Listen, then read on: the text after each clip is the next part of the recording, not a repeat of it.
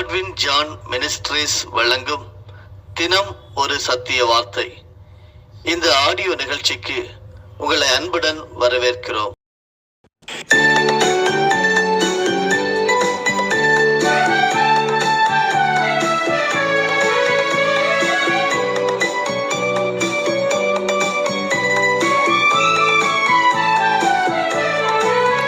மகிழ்வோம் மகிழ்வோம் தினமாக மகிழ்வோம், இயேசுராஜன் நம் சொந்தமாயினார். இந்த பாடலத்தின் சொந்தக்காரர் அவர், இந்த உள்ளத்தின் சொந்தமானார். ஆனந்தமே பரமானந்தமே, இது மாபெரும் பாக்கியமே. இந்த பாடலத்தின் சொந்தக்காரர் அவர், இந்த உள்ளத்தின் சொந்தமானார்.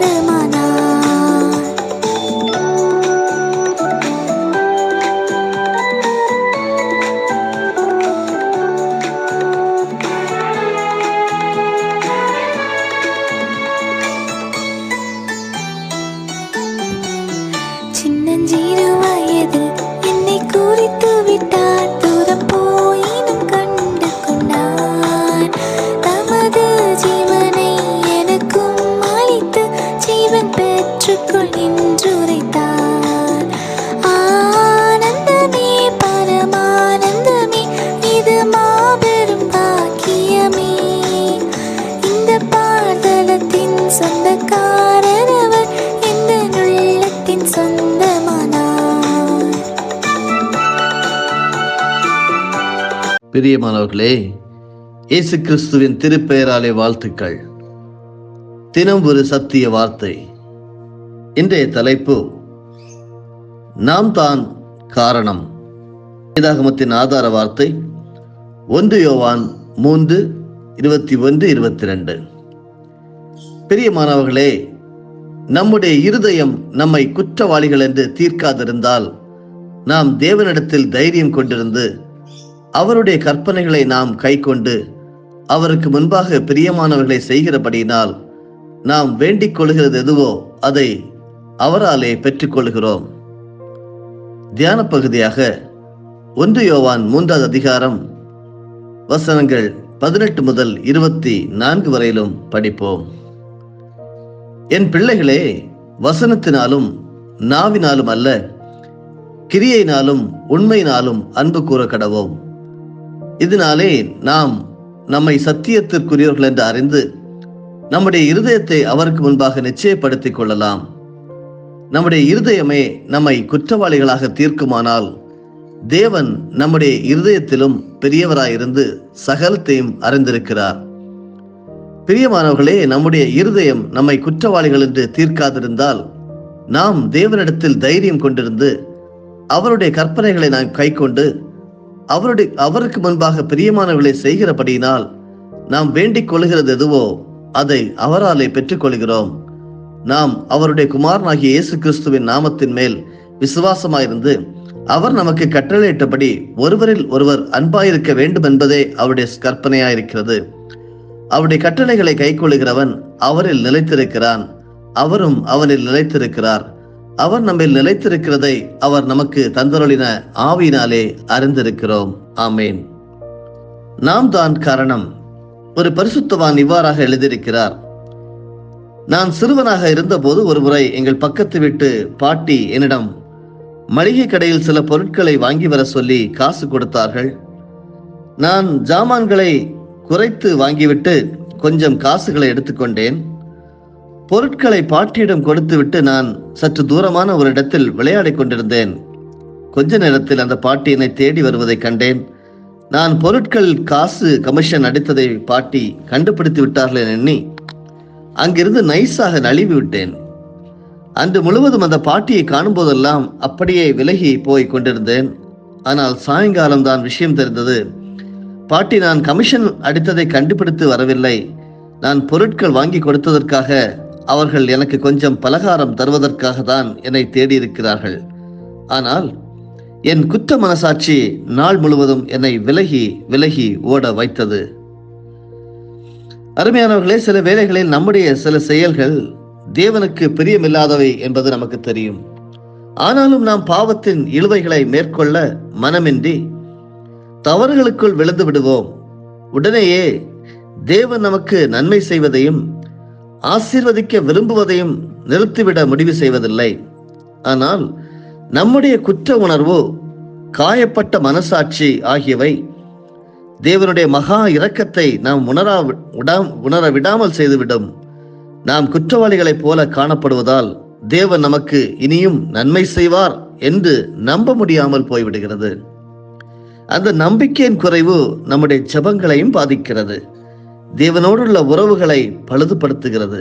இறுதியில் ஒரு வகையான பின்மாற்றம் ஏற்பட்டு தேவன் நமக்காக சில காரியங்களை செய்வார் என்ற நம்பிக்கை முற்றிலுமாக அகன்று போய்விடுகிறது. அருமையானவர்களே, நம்முடைய குற்ற உணர்வுகளே அதன் காரணம். அப்பொழுது நம்முடைய எண்ணங்கள் எல்லாம் எதிர்மறையாகவே இருக்கிறது. எனவே தேவன் நமக்கு நன்மை செய்யவும் உயர்த்தவும் விரும்பினாலும் நம்முடைய எதிர்மறையான எண்ணங்கள் அதற்கு தடையாக மாறிவிடும். நம்முடைய எண்ணங்களை மீறி தேவ ஆசீர்வாதங்கள் நம் பக்கம் வருமானால் அது சந்தேகத்திற்குரியதுதான். தவறுகளும் குற்றங்களும் தேவனை விட்டு அவருடைய நன்மைகளை விட்டும் நம்மை வெகு தூரம் விலகி ஓட வைக்கும் தன்மையுடையவை. ஆதாம் பாவம் செய்த போது தேவன் அவனை முதலாவதாக துரத்தவில்லை. அவனுடைய ஆதாமுடைய மனசாட்சி தான், குற்ற மனசாட்சி தான் அவனை தேவனை விட்டு ஓட வைத்து மரங்களின் பின்னே அவனை மறைந்து கொள்ள செய்தது என்பது நிதர்சனமான உண்மை. மனசாட்சிக்கு விரோதமாக செயல்படுகிறவன் தன் மன அமைதிக்கு கல்லறை கட்டுகிறான் என்று சொல்லலாம். மாறாக என்ன செய்ய வேண்டுமாம்? தேவனோடு நாம் ஐக்கியம் கொண்டிருக்கிறவர்களாக மாற வேண்டும் என்று சொல்லி பரிசுத்த வேதாகம் நமக்கு கற்றுத்தருகிறது.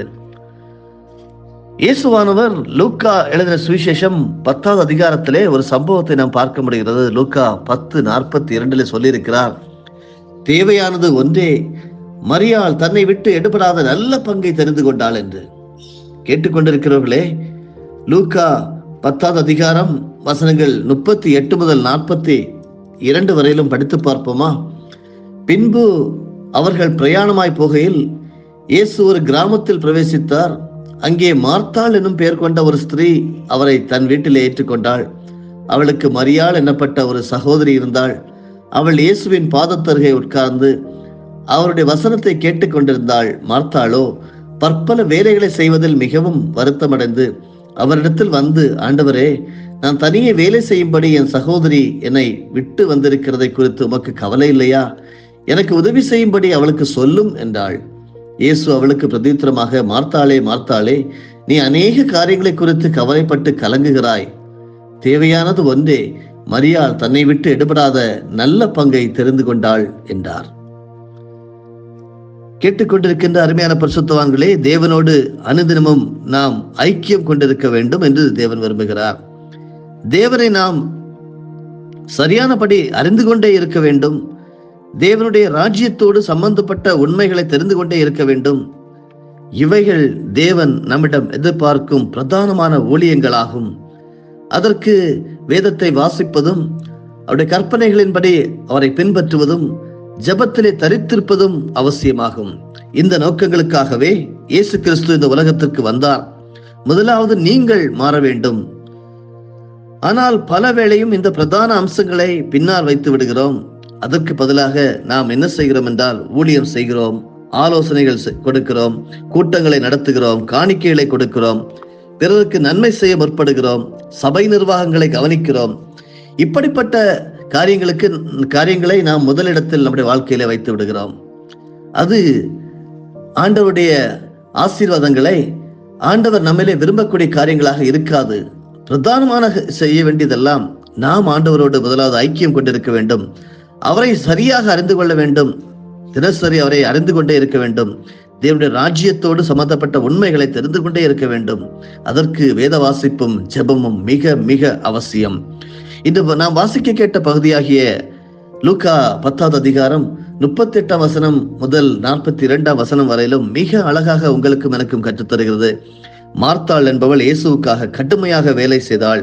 அவரை நன்றாக உபசரிக்க அதிகமாக அங்கலாய்த்தாள். ஆனால் அவருடைய சகோதரி மரியாளோ எந்த வேலையும் செய்யவில்லை. இயேசுவின் அருகில் உட்கார்ந்து தேவனுடைய ரகசியங்களை ஆர்வத்தோடு கேட்டாள். அங்கே தூரமாக நின்று உழைத்த மார்த்தாள் அல்ல, அருகில் அமர்ந்த மரியாள் தான் அங்கே பாராட்டப்பட்டாள். ஏன் அருமையானவர்களே அப்படி நடந்தது? ஆண்டவருடைய எதிர்பார்ப்பை அங்கே மரியாள் பிரதானமாக நிறைவேற்றினாள். இன்னும் ஓரிரு நாட்களுக்குள் மிகுந்த பாடுகளை சந்திக்கப் போகும் இயேசு தம்முடைய மன உணர்வுகளை அவளிடம் பகிர்ந்து கொள்வதையே அவர் விரும்பி இருப்பார். அநேகர் காலப்போக்கிலே ஆண்டவருடைய ஐக்கியத்தை விட கர்த்தருக்காக பல பணிகளை செய்வதற்கு அதிக நேரங்களையும் முக்கியத்துவத்தையும் கொடுத்து விடுவதால் தனிப்பட்ட வாழ்க்கையிலே தேவனுடைய அன்பை, தேவனுடைய உறவை, தேவனுடைய பிரசன்னத்தை உணரும் அனுபவங்கள் குன்றி போய் விடுகின்றன. அதன் விளைவாக பரிசுத்த வாழ்க்கையிலும் ஆவிக்குரிய உற்சாக நிலைகளிலும் அனல் குறைந்து போய்விடுகிறது. எனவே பின்னர் அவர்கள் கடுமையாக பணியாற்றுகின்றவர்களாக இருப்பார்களே அன்றி கர்த்தருக்கேற்ற குணநிலையாளர்களாகவோ சாட்சி ஜீவியம் உடையவர்களாகவோ இருப்பதில்லை. ஆண்டவர் பிரதானமாக நம்முடைய ஐக்கியத்தையே எதிர்பார்க்கின்றார். நம்மோடு அவர் தம்முடைய பாரங்களை பகிர்ந்து கொள்ள விரும்புகின்றார். நம்மோடு அநேகம் காரியங்களை ஆண்டவர் பேச விரும்புகின்றார். அதனை உணர்ந்து செயல்படுவதே முக்கிய தேவை. மார்த்தாளை போல இயேசுவுக்காக கடுமையாக உழைப்பது அவசியம். ஆனால் மரியாளை போல கிறிஸ்துவின் ஐக்கியத்தை தினமும் அனுபவிப்பதும் தேவனுடைய காரியங்களை தாகத்தோடு அறிய வேண்டுவதும் மிக மிக அவசியம். முதலில் நீங்களும் நானும் மரியாளை போல இயேசுவின் பாதத்தில் அமர்வோம். இரண்டாவதாக மார்த்தாளை போல தீவிரமாக இயேசுவுக்காக உழைப்போம். நிச்சயமாகவே தேவன் நம்மோடு பேசுகின்ற வார்த்தைகளாக அந்த வார்த்தைகள் இருக்கிறது. தேவனோடு நாம் இயேசுவுக்காக எவ்வளவு செய்கிறோம் என்பதல்ல, இயேசுவை போல எந்த அளவு மாறுகிறோம் என்பதே முக்கியம். சமர்ப்பித்து ஜெயமெடுப்போமா? அன்பு நல்ல ஆண்டவரே, 2 பகுதிகள் மூலமாக எங்களுக்கு இன்று உம்முடைய காரியங்களை எங்களுக்கு விளக்கி தந்தை ஸ்தோத்திரம். என்னுடைய மனசாட்சி அநேக காரியங்களுக்கு, ஆசீர்வாதங்களுக்கு குற்ற உணர்வுகள் ஆண்டவரே தடையாக இருக்கிறது. அதை இப்பொழுது அர்ப்பணிக்கிறோம். நீர் அதை சரி செய்து தருகிறபடியால் நமக்கு நன்றி செலுத்துகிறோம். நாங்கள் உம்மோடு ஐக்கியம் கொண்டுள்ளவர்களாக ஆண்டவரே, உம்மை அறிந்து கொண்டே இருக்கிறவர்களாக, உம்முடைய ராஜ்யத்தை சம்பந்தப்பட்ட உண்மைகளை தெரிந்து கொண்டே இருக்கிறவர்களாக கர்த்தாவை நீர்களை மாற்றுகிறபடியால் நன்றி. இதுதான் நீங்கள் எதிர்பார்க்கும் பிரதானமான ஊழியங்களாக நீர் கற்றுத்தந்தை ஸ்தோத்திரம். அப்படிப்பட்ட ஆசீர்வாதத்தின் வாழ்க்கையை தொடர்ந்து அனுபவித்து வாழ, வெற்றியின் வாழ்க்கையாக வாழ கர்த்தர் உதவி செய்கிறாக. இயேசுவின் மூலமே ஜெபிக்கிறோம் நல்ல தந்தையே, ஆமென். என் ஆத்துமாவே கர்த்தரை ஸ்தோத்தரி, என் முழு உள்ளமே அவருடைய பரிசுத்த நாமத்தை ஸ்தோத்தரி. என் ஆத்துமாவே கர்த்தரை ஸ்தோத்தரி, கர்த்தர் செய்த சகல உபகாரங்களையும் மறவாதே. ஆமென்.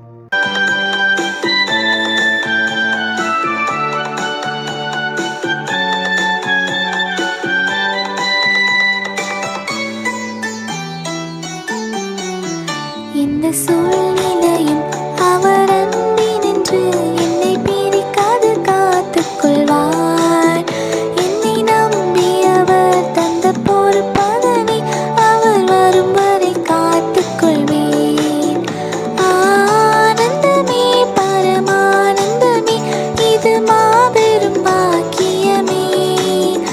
இந்த பாதலத்தின் சொந்தக்காரர் அவர், இந்த உள்ளத்தின் சொந்த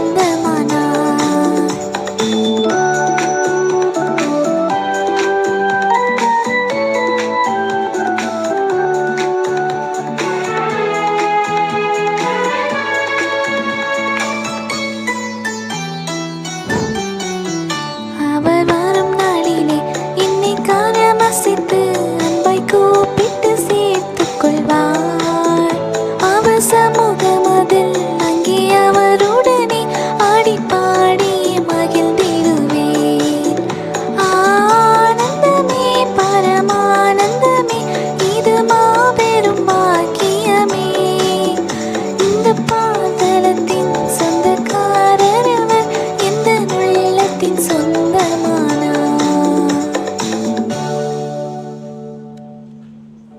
நம்முடைய ஆண்டவராகிய இயேசு கிறிஸ்துவின் மூலமாக உங்களை நாங்கள் மனமாற ஆசீர்வதிக்கிறோம்.